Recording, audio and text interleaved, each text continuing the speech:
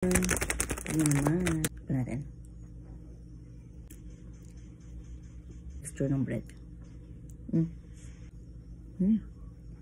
So, Zap Kayamers, may bago tayong titikman ang Crostini. Ayan.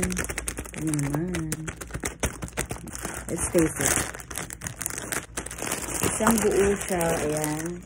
Na 10 pieces. Ayan.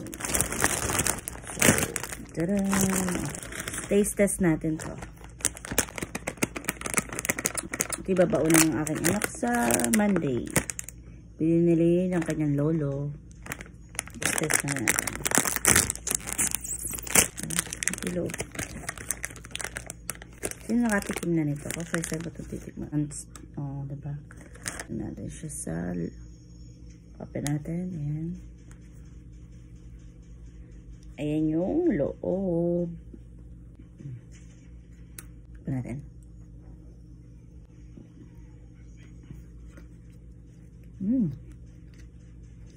Sarap.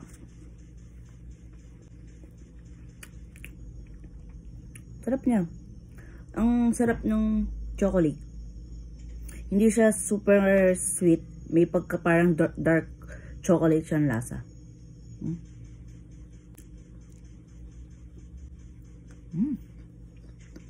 Sarap. Ang sarap nga nito is partner sa coffee.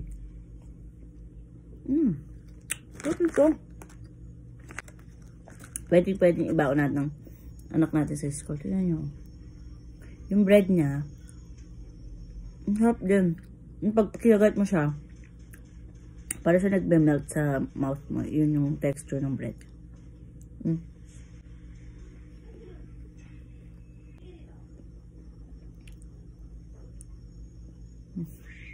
Kain tayo. So, kung makita mo sila sa Pure Gold yung anumang supermarket, try nyo itong sarap. Diba? Thank you for watching.